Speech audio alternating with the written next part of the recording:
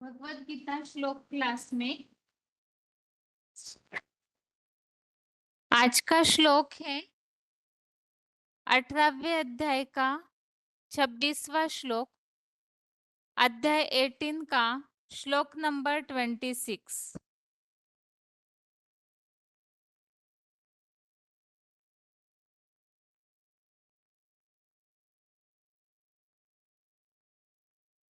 श्लोक है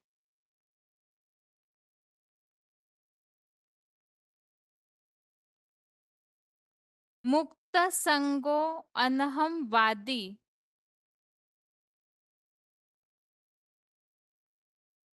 धृत्युत्साह समन्वितः सिद्ध्य सिद्ध्यो निर्विकारः कर्ता सात्विक उच्यते। श्लोक दोबारा। मुक्तो संगो अनहम वादी धृत्युत्साह समन्वितः सिद्ध्य सिद्ध्यो निर्विकारः कर्ता सात्विक उच्यते। श्लोक एक बार फिर से। मुक्त संगो अनहम वादी धृत्युत्साह समन्वितः सिद्ध्य सिद्ध्यो निर्विकारः कर्ता सात्विक उच्यते। श्लोक का संधि विच्छेद है मुक्त संगः अनहम वादी धृत्युत्साह समन्वितः सिद्ध्य सिद्ध्यो निर्विकारः कर्ता सात्विक उच्यते।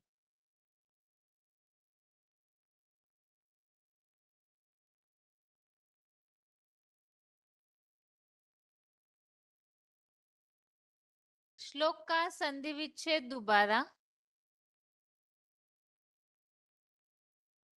मुक्त संगः अनहम वादी धृत्युत्साह समन्वितः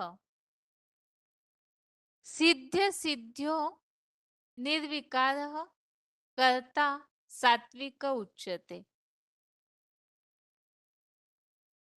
शब्दों के अर्थ है मुक्त संगः अर्थात आसक्तिहीन, अनहम वादी अर्थात देह भाव से निरहंकारी, धृत्युत्साह समन्वितः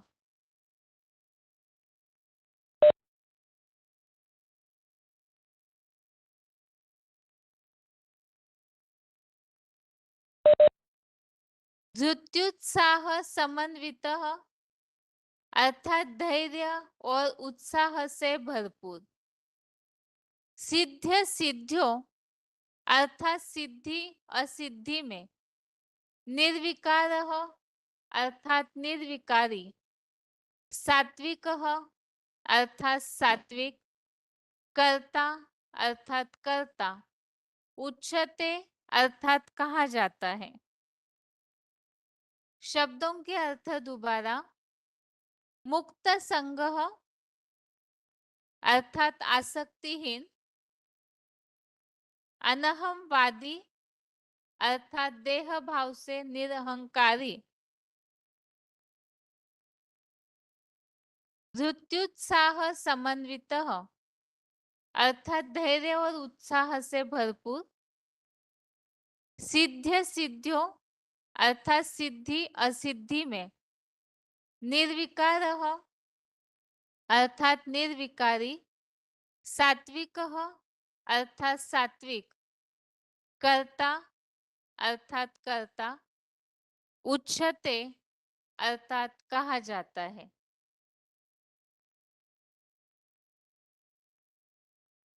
श्लोक का अर्थ है आसक्तिहीन देह भाव से निरहंकारी, धैर्य और उत्साह से भरपूर, सिद्धि असिद्धि में निर्विकारी, सात्विक कर्ता कहा जाता है।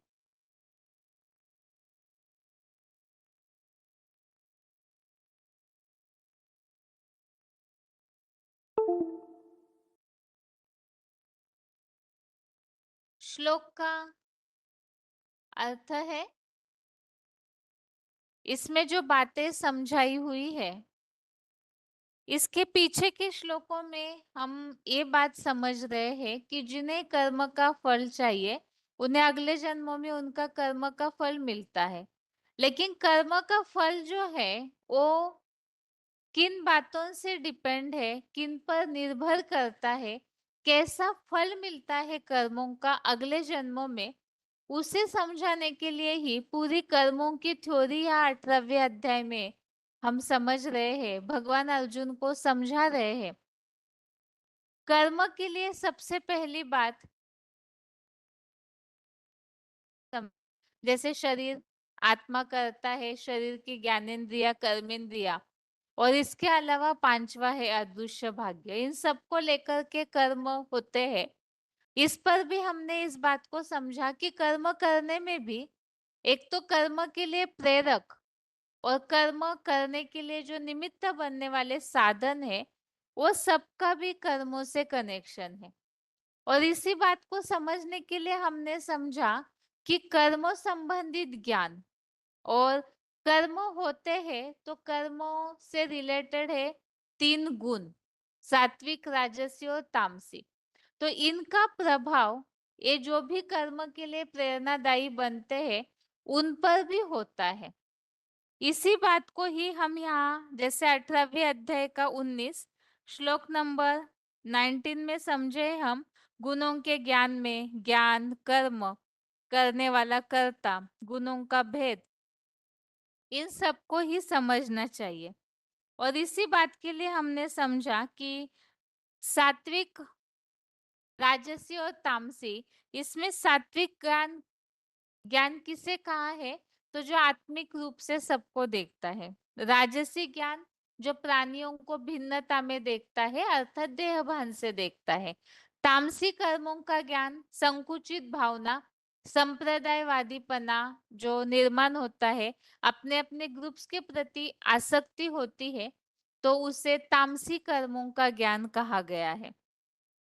ऐसे ही सात्विक कर्म के लिए हमने समझा नित्य नियम पूर्वक आसक्तिहीन और राग द्वेष के बिना जो कर्म किए जाते हैं, तो सात्विक कर्म है। और राजसी कर्म अर्थात बहुत परिश्रम पूर्वक देह भान में आकर जो कर्म किया जाता है, और राजसी कर्म है। और तामसी कर्म अर्थात जो कर्म किया जाता है, उसके परिणाम की, जो हिंसा होती है उसकी, हानि होती है उसकी, कोई परवाह नहीं करते, अपने सामर्थ्य की भी कोई परवाह न करते हुए मोहपूर्वक अर्थात मूढ़ता से जो कर्म किया जाता है बिना सोचे समझे। और ऐसे कर्म के लिए बताए विशेषकर विनाशकारी कर्म, जो एटम बम वगैरह बनाए जाते हैं जिससे संसार की हानि होती है, तो ऐसे जो कर्म है उसे कहा गया है कलयुगी तामसिक कर्म, जो सबसे ज्यादा इस संसार के लिए नुकसानदायी है। अभी आगे हम आज के श्लोक में समझ रहे हैं सात्विक कर्ता, क्योंकि कर्म करने के लिए कर्मों संबंधित ज्ञान, स्वयं कर्म जो किया जाता है, और कर्म करने वाला कर्ता, ये तीनों पर ही सारा कर्म निर्भर है। और इसके लिए ही सात्विक, राजसी कर्मों का ज्ञान, सात्विक, राजसी और तामसी, ये तीनों प्रकार के गुणों सहित कर्मों का ज्ञान, उस पर भी कर्म निर्भर है।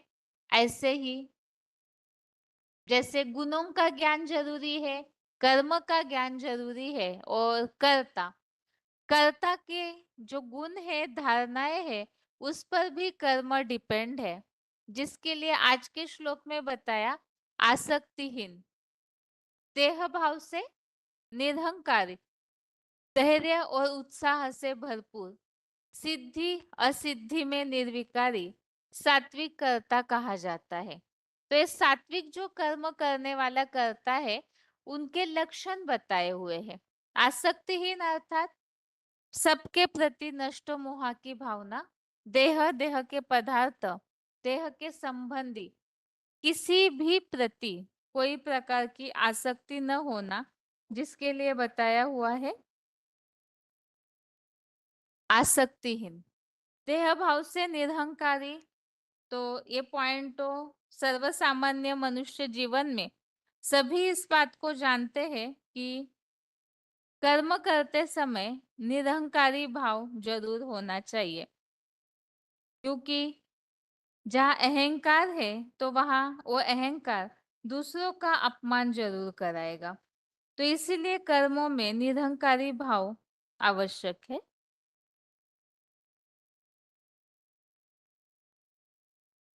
इसके अलावा बताया धैर्य और उत्साह से भरपूर।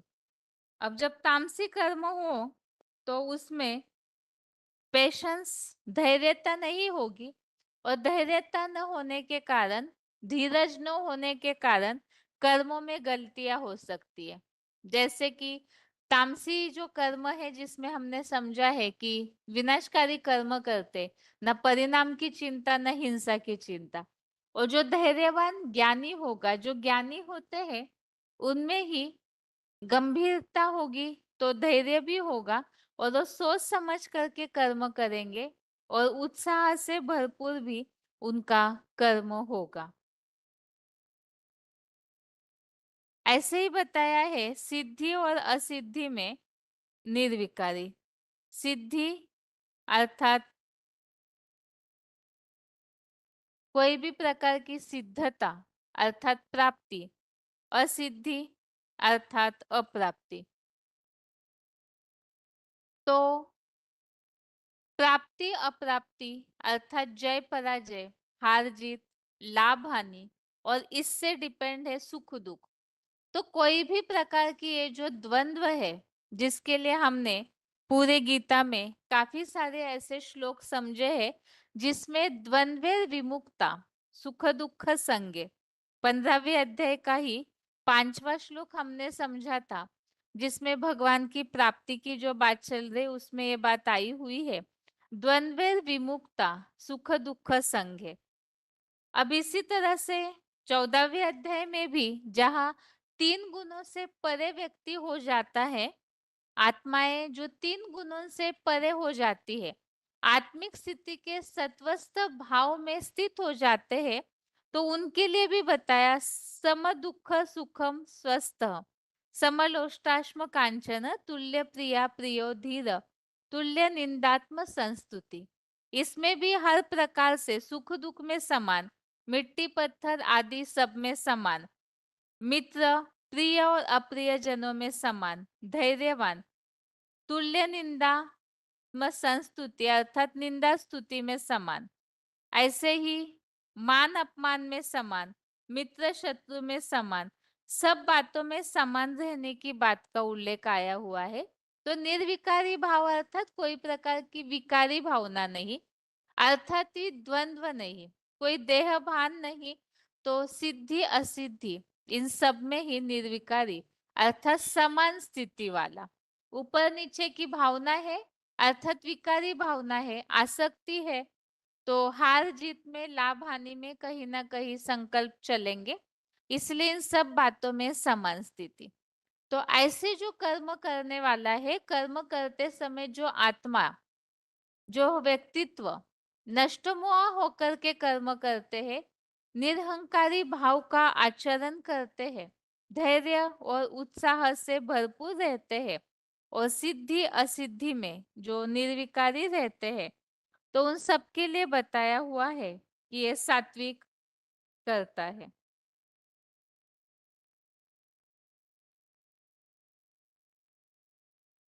तो इस तरह से जो आत्मिक स्थिति वाली आत्माएं होती है, तो वो इस तरह के गुणों को धारण करके अपना कर्म करती है। ये बात आज के इस श्लोक में बताई हुई है सात्विक कर्ता। अब इसमें से कई सारी बातें तो हमने पिछले श्लोकों में भी समझी है, जैसे सम दुख, सुख और दुख में समान, प्राप्ति अप्राप्ति में समान, सिद्धि असिद्धि में यहाँ बताया है निर्विकारी।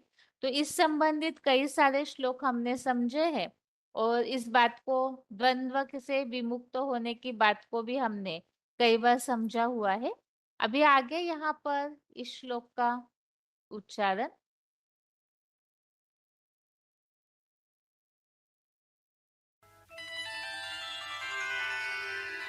स्वान श्लोक। मुक्तसङ्गो नहं वादी धृत्युत्साहसमन्वितः सिद्ध्यसिद्ध्योर्निर्विकारः कर्ता सात्विक उच्यते। मुक्त संगा अनहमवादी, आसक्तिहीन, देहभाव से निरहंकारी, धृत्युत्साह समन्विता, धैर्य और उत्साह से भरपूर, सिद्ध्य सिद्ध्योः निर्विकारा, सिद्धि असिद्धि में निर्विकारी, सात्विका कर्ता उच्यते, सात्विक कर्ता कहा जाता है। मुक्त संगा अनहमवादी, धृत्युत्साह समन्विता, सिद्ध्य सिद्ध्योः निर्विकारा, सात्विका कर्ता उच्यते। भावार्थ, सभी से आसक्तिहीन, देहभाव से निरहंकारी, धैर्य और उत्साह से भरपूर, सिद्धि असिद्धि में निर्विकारी, सात्विक कर्ता कहा जाता है। अध्याय 18 का 27वां श्लोक। रागे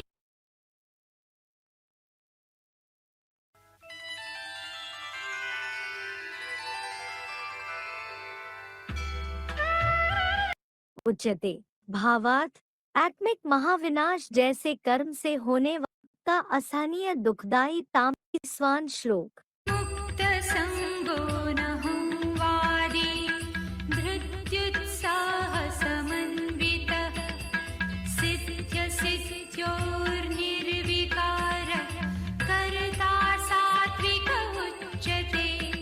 मुक्त संगा अनहमवादी, आसक्तिहीन, देहभाव से निरहंकारी, धृत्युत्साह समन्विता, धैर्य और उत्साह से भरपूर, सिद्ध्य सिद्ध्योः निर्विकारा, सिद्धि असिद्धि में निर्विकारी, सात्विका कर्ता उच्यते, सात्विक कर्ता कहा जाता है। मुक्त संगा अनहमवादी, धृत्युत्साह समन्विता, सिद्ध्य सिद्ध्योः निर्विकारा, सात्विका कर्ता उच्यते। भावार्थ, सभी से आसक्तिहीन, देहभाव से निरहंकारी, धैर्य और उत्साह से भरपूर, सिद्धि असिद्धि में निर्विकारी, सात्विक कर्ता कहा जाता है। अध्याय 18 श्लोक में जो बात आई है आसक्ति रहित होना, VCD नंबर 435, VCD नंबर 435। आसक्ति रहित अर्थात नष्ट मोह, कहीं भी कोई भी बात में मोह न होना, आसक्ति न होना। इसी बात के लिए यहाँ इस पॉइंट में बताया है, तुम जानते हो कि इस समय इन आंखों से जो कुछ भी देखते हो वो रहेगा या नहीं रहेगा, सब विनाश होने वाला है। इसीलिए इन सबको देखते हुए भी नहीं देखते हो। विष्णुपुरी जो दिव्य दृष्टि से देखते हो उसकी स्थापना होनी है। तो इस पुरानी दुनिया में नष्ट मोह होकर के हमको रहना है, क्योंकि बुद्धि में ये ज्ञान बैठा हुआ है, अब ये दुनिया जाने वाली है। तो जो भस्म होने वाली दुनिया है उसमें बुद्धि क्या लगाना है, नष्ट मोह होकर रहना है। लव एक बाप में ही, बाकी तो ये समझ है कि कर्म बंधन खलास होने हैं। तो जिनको देखते हैं, जिनकी बातें सुनते हैं, जिनके साथ कर्म संबंध में आते हैं, वो हमारे पूर्व जन्म के हिसाब किताब क्लियर हो रहे हैं। बाकी ऐसे नहीं है कि हमारा कोई उनमें अटैचमेंट है। ये शरीर भी छोड़ देना है, देह के संबंध, देह के पदार्थ, इनमें से भी बुद्धि निकालनी है। लेकिन साथ साथ जो हमारा ये शरीर है इसमें से भी ममत्व हटाए देना है, अशरीरी बनना है। और बाप तो यही मेहनत देते हैं, क्या कि देह और देह के सब संबंधों से बुद्धियोग हटाए देना है। तो सात्विक कर्ता, इस टॉपिक में हम इस बात को समझ रहे हैं कि जो ऐसे कर्ता, ऐसी आत्माएं होगी सात्विक स्टेज वाली, वो इस दुनिया के कोई भी कर्म बंधन में फंसने वाली नहीं होगी। आसक्तिहीन अर्थात नष्ट मोह होंगे। नष्ट मोह ये तो भगवत गीता का सबसे मुख्य पाठ है, जिसमें कई सारे श्लोकों में हमने आसक्तिहीन होना, निर्मोही होना, सब बातों से डिटैच होना, कमल पुष्प की तरह अवस्था होना, ऐसे अलग अलग प्रसंगों से इस बात को भगवत गीता में समझाया गया है। आगे अगला पॉइंट है, श्लोक में बात आई है धैर्य वाला सात्विक कर्ता। तो VCD नंबर 1258, VCD नंबर 1298। धीरज, धैर्य, धर्म, अपने धर्म की परीक्षा करो। हम अधर्मी हैं कि धर्मी हैं, हमारा धर्म कैसा है, अच्छा है या बुरा है।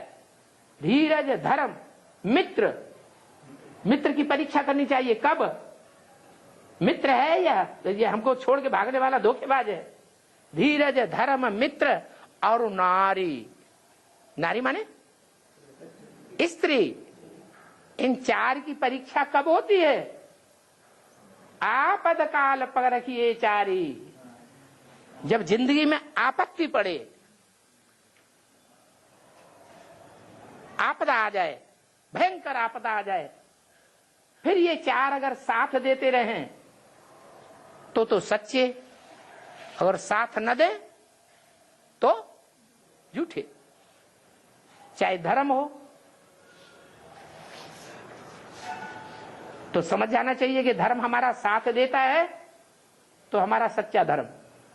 मित्र है, आपत्ति काल में अगर हमारा साथ देता है तो सच्चा मित्र है, नहीं तो सब हाथ झाड़ के अलग हो जाते हैं, भाग जाते हैं। धैर्य है, अपने अंदर जो धैर्य है वो देखना है कि हम कहां तक धैर्यवान बनकर के रहते हैं। ऐसे तो नहीं आपत्तियों से परेशान होकर के हम डकैत बन जाते हैं, आतंकवादी बन जाते हैं। और आतंकवादी बन गए तो धैर्य हमारा खो गया या धैर्य बाकी बचा? खो गया। और नारी, हमारी जो स्त्री है, जो बाल बच्चों की पालना करने वाली है, बाल बच्चों को जन्म देने वाली है, वो धोखा तो नहीं दे गई ऐन मौके पर, बात तो नहीं खड़ी हुई। आपदाएं तो आती हैं और चली जाती हैं। तो ये बात लागू होती है। अगला पॉइंट भी इसी टॉपिक पर है, धैर्य वाला सात्विक कर्ता। मन कंट्रोल होता है, बुद्धि के साथ रहती है, तब तक तो निकाल कर सकते, उसके बाद भी बहुत ज्यादा। तो आखिर कोई सीमा है?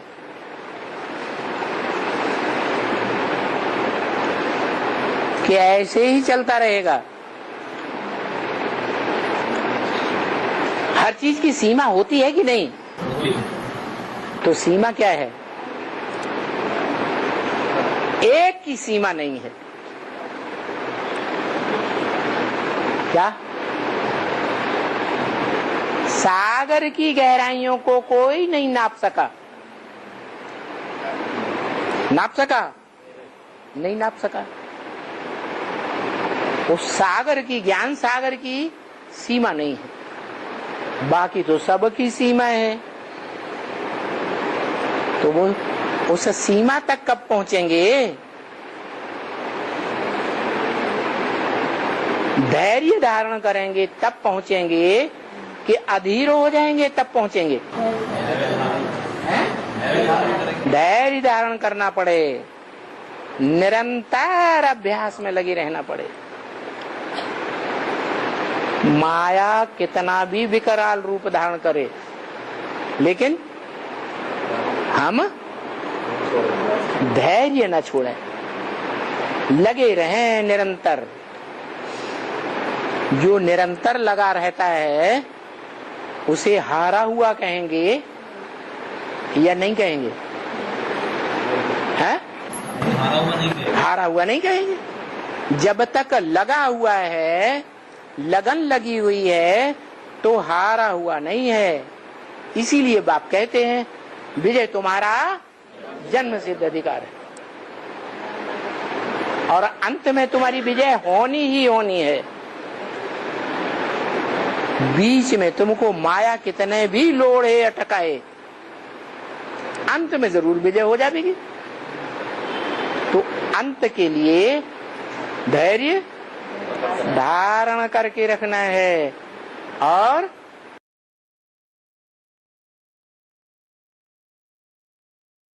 आगे श्लोक में बात आई है उमंग उत्साह वाला, धैर्य और उमंग उत्साह से भरपूर। तो उमंग उत्साह किन में हो सकता है जो सात्विक कर्ता कहा जाए, इसके लिए बताया है वार्तालाप नंबर 368, डिस्कशन नंबर 368, 22 मिनट्स के बाद से लिया हुआ पॉइंट।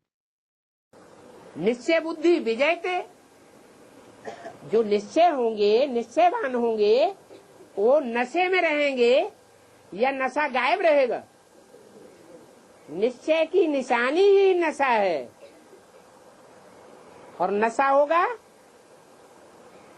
तो सच तो बैठो नच नाचता रहेगा खुशी में। संगम युग का खजाना ही कौन सा है? खुशी, जिसको प्राप्ति अनुभव होगी, इतनी ज्ञान की गहराई में घुसा हुआ होगा, तो उसका चेहरा खिला हुआ नजर आएगा, सदैव उमंग उत्साह में रहेगा।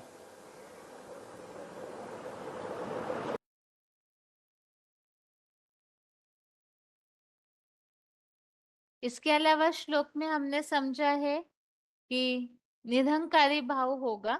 तो निरहंकारी भाव, इस बात को तो हम सर्वसामान्य रीति से भी समझते ही है कि जो सात्विक आत्माएं होती है, तामसी आत्माएं हैं तो उनमें विकार होंगे, सात्विक आत्माएं होंगी तो उनमें कोई भी प्रकार का विकार नहीं होगा। और अहंकार जो है, इसके लिए तो बताया हुआ है, जैसे मुरलियों में भी बाबा बताते हैं कि बाकी कामिक क्रोधियों को फिर भी माफी मिल सकती है, लेकिन अहंकारियों को नहीं मिलती। तो इसलिए जो सात्विक आत्माएं होगी उनमें कोई भी प्रकार का देह भान या देह का अहंकार नहीं होगा।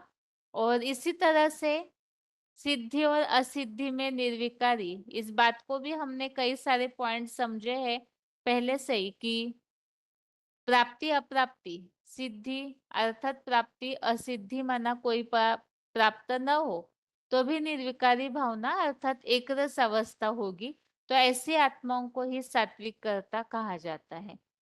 अभी आगे है रिवीजन का श्लोक, 15वें अध्याय का 13वां अध्याय 15 का श्लोक नंबर 13। श्लोक में हम यहाँ परमात्मा के स्वरूप के विषय में पॉइंट समझना शुरू किए हैं। सबसे पहले तो 15वें अध्याय में जो टॉपिक हमने समझा है सृष्टि वृक्ष का कथन, और इसके साथ ही भगवान को कैसे प्राप्त करना चाहिए उसका उपाय शुरू के टॉपिक में समझा। तो सृष्टि वृक्ष के कथन में हमने इस बात को समझा है कि किस तरह से ये मनुष्य सृष्टि रूपी झाड़ विस्तार को पाता है।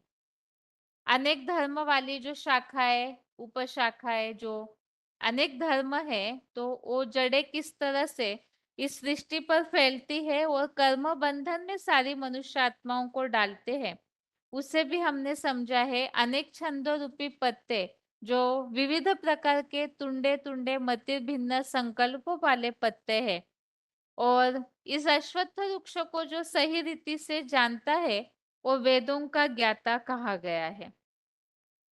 आगे बताया हुआ है इस सृष्टि वृक्ष में इस वट वृक्ष का आदि मध्य और अंत दिखाई नहीं देता है।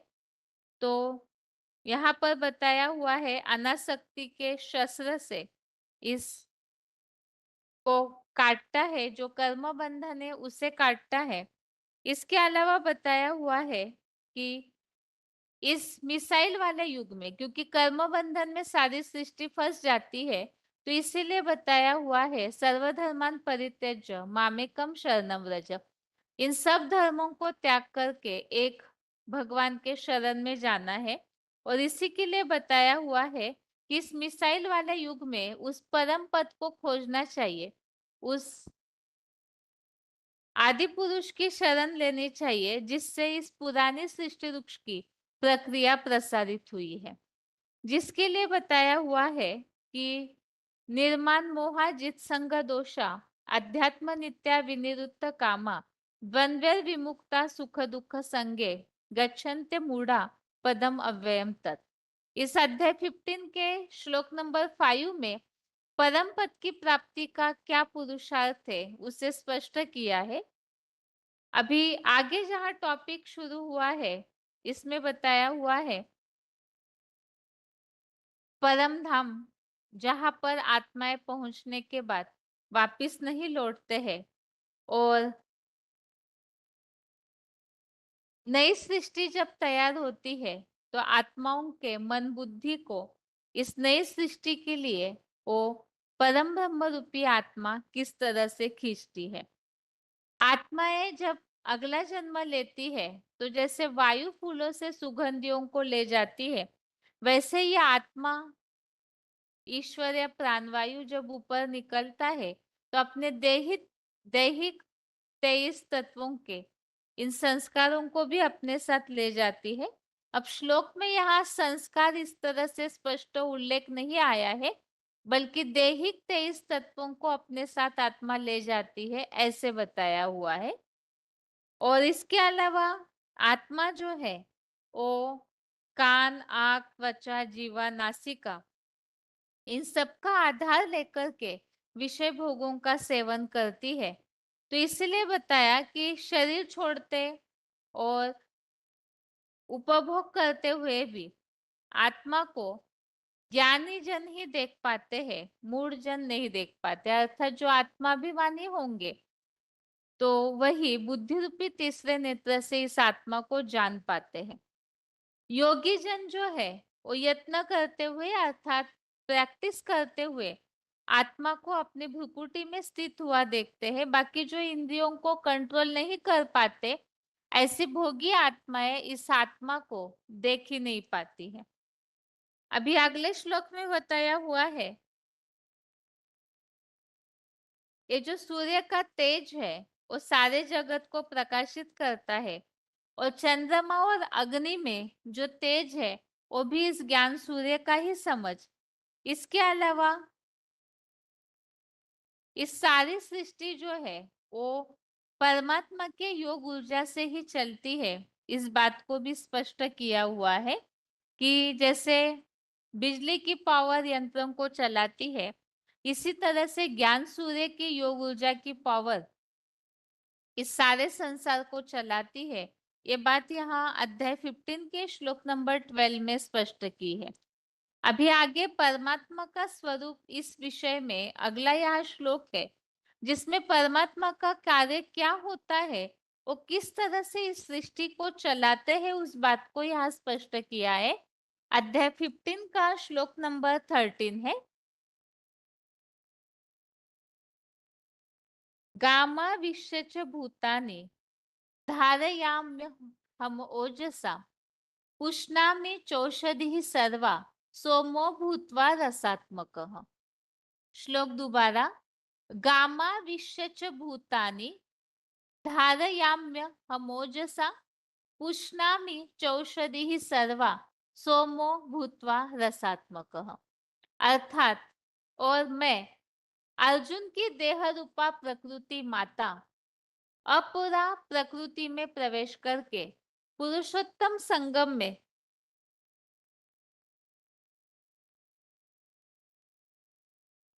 प्राणियों को जगत पिता की योग ऊर्जा से पालता हूँ और राम बाप प्लस परम ब्रह्मा की ज्ञान रस युक्त एडवांस गीता ज्ञान से सोम रस होकर मन बुद्धि सहित आत्मा की सब ज्ञान घोट औषधियां पुष्ट करता हूँ। श्लोक में यहाँ परमात्मा स्वरूप के विषय में, इसके पीछे श्लोक में ही हमने समझा कि जैसे सूर्य जो है वो सारे जगत को प्रकाशित करता है, इसी तरह ज्ञान सूर्य की जो योग ऊर्जा की पावर है वो सारे सृष्टि को चलाती है। अब ज्ञान सूर्य अर्थात जैसे निराकार परम पिता शिव वो ओरिजिनल सूर्य है और वो इस सृष्टि पर आकर के सबसे पहले मनुष्य सृष्टि के पिता, मनुष्य सृष्टि के बीज को सबसे पहले ज्ञान देते हैं, तो चैतन्य ज्ञान सूर्य बन जाते हैं। जो अध्याय 4 का श्लोक नंबर 1 में हमने इस बात को समझा है कि पहले पहले मैंने आकर के यह ज्ञान सूर्य को दिया, जिन्हें भगवत गीता में विवस्वत भी कहा गया है। अब यहाँ पर इसी बात को स्पष्ट किया है कि मैं अर्जुन की देह रूपा पृथ्वी माता, निराकार परमपिता शिव जो है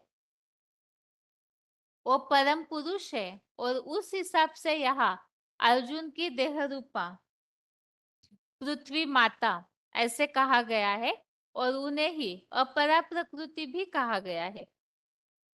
इस बात का उल्लेख जहाँ परा और अपरा प्रकृति की बात चल रही है, तो अर्जुन जो है अपरा प्रकृति है। इस बात को हमने अध्याय 13 में भी समझा हुआ है, जहाँ ये श्लोक में बात चल रही थी। अध्याय 13 का श्लोक नंबर 19 में प्रकृतिम पुरुषम चैव विद्यानादि उभोपि विकारांश गुणांश चैव विद्धि प्रकृति संभव। मेन यहाँ इस श्लोक में केवल इस संदर्भ में ये बात समझ रहे हैं हम कि अर्जुन का जो शरीर है वो अपरा प्रकृति है, जिसके लिए बताया हुआ है ये जड़ प्रकृति, और अर्जुन की आत्मा जो है, अर्जुन का शरीर अपरा प्रकृति, अर्जुन की जो आत्मा है उसे परा प्रकृति कहा गया है।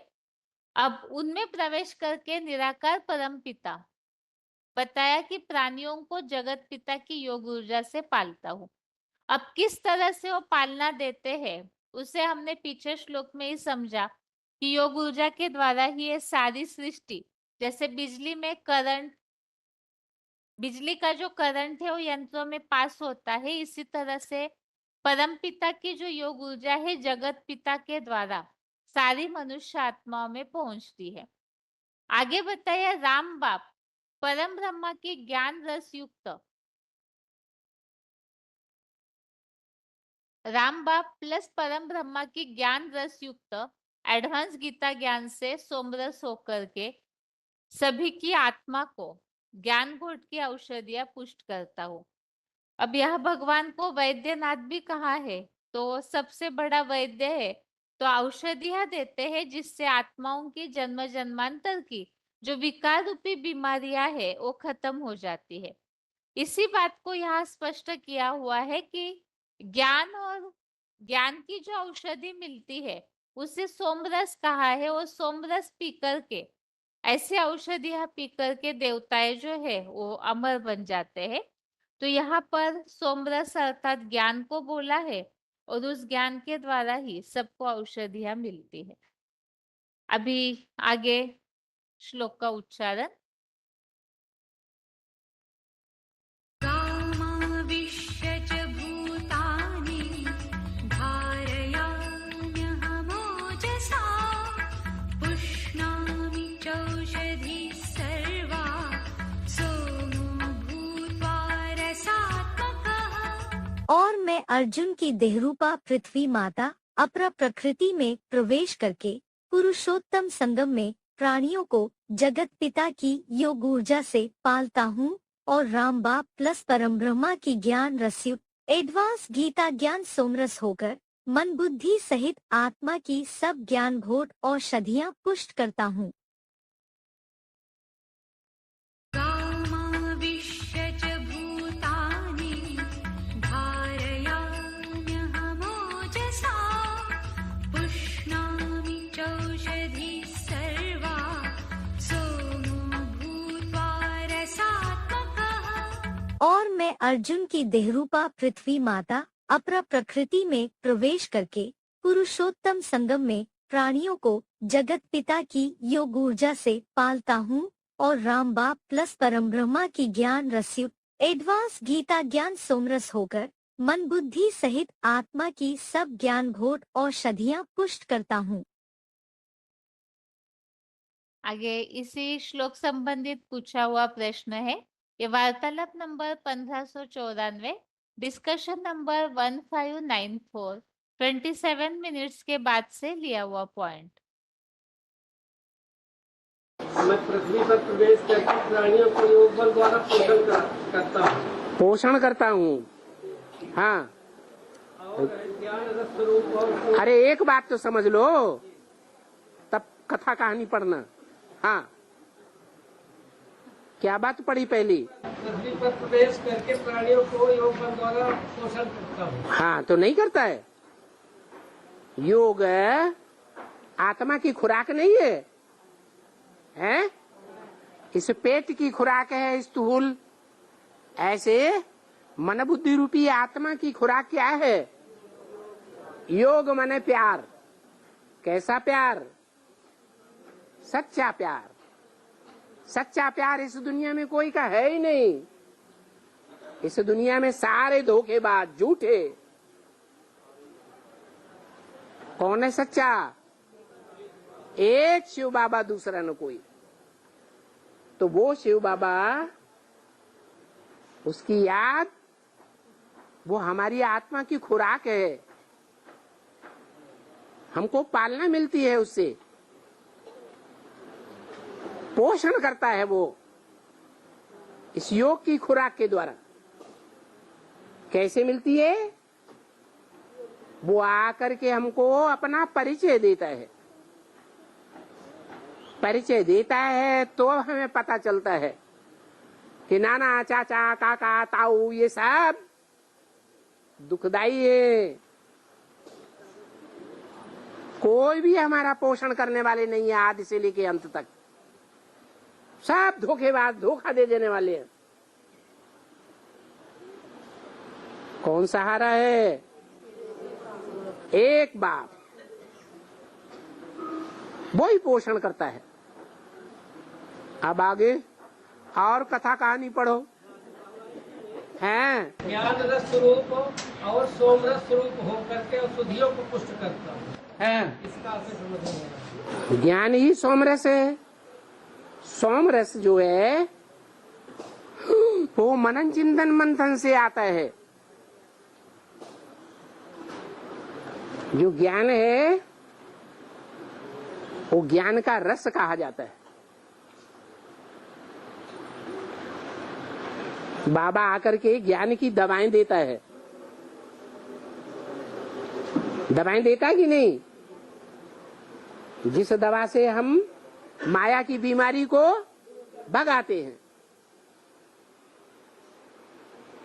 तो वो सोम रस से हमारी दवा और दारू भी करता है, दवाएं बनाता है। अनेक प्रकार की दवाएं तैयार होती हैं ज्ञान के रस से। और ये आत्मा की दवाइयों की बात जो इसमें है, आत्मा की दवाइयों की बात है। हाँ जी। और का तुम पेट की दवाई, शरीर की दवाई समझे।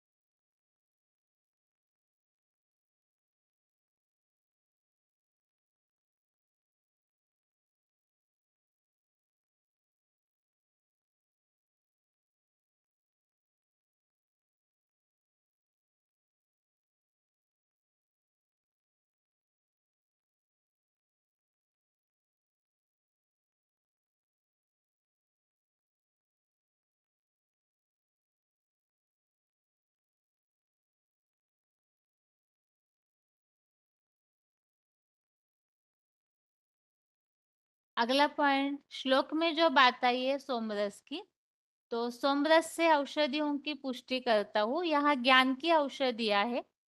तो मुरलियों में सोमरस किसे कहा जाता है वो बात यहाँ बताई हुई है। वार्तालाप नंबर 761, डिस्कशन नंबर 761। सूर्य के बाद किसकी बारी है? चंद्र की बारी है। उसे सोम कहा जाता है, सोमरस। सोमरस पिलाने वाला सोमदेव। शास्त्रों में लिखा है चंद्रमा पर अमृत बरसता है? अब 69 में वैज्ञानिकों ने खोज की चंद्रमा पर गए, वहां कोई अमृत बमृत नहीं मिला, पानी भी पीने को नहीं मिल रहा है, ऑक्सीजन भी नहीं है, हवा भी नहीं है। कैसे जाते हो उधर? है कैसे जाते हो उधर? भर करके जाते हैं, सब स्टॉक करके जाते हैं, सिलेंडर लेके जाते हैं। तो वो हद की बात, वो हद का सोम चंद्रमा है, लेकिन ज्ञान का रस देने वाला, असली सोम रस देने वाला, अमृत रस बरसाने वाला, वो ज्ञान चंद्रमा ब्रह्मा है। उस ब्रह्मा के मुख से शिव ने वाणी उच्चारण की। अब उस वाणी को कोई अपना बनाए या न बनाए, वाणी तो उसने सुनाई, ब्रह्मा के मुख से वेदवाणी आई, उस वेदवाणी को कोई मनन चिंतन मंथन करे या न करे। भोजन तो भगवान दे रहा है, सबको देता है, मनुष्यों को भी देता है, कीड़े मकोड़ों को भी देता है, जानवरों को भी देता है, पेड़ पौधों को भी भोजन मिलता है। कोई मिले हुए भोजन को ज्यादा चबाता है और कोई नहीं चबाता है। तो चबाने से खून बनेगा या बिना चबाए खून बन जाएगा? चबाने से खून बनेगा। ऐसे ही सोमरस है, चंद्रमा के द्वारा वो सोमरस मिलता है, वो वेदवाणी मिलती है। अब जो मनन चिंतन मंथन करेगा वेदवाणी का, ब्रह्मा के महावाक्यों का, जिनके लिए कहते हैं ब्रह्मम वाक्यम जनार्दनम, ब्रह्म वाक्य है, पत्थर की लकीर है, लेकिन कैसे पत्थर की लकीर है उस बात पर गहराई से विचार करना पड़ेगा।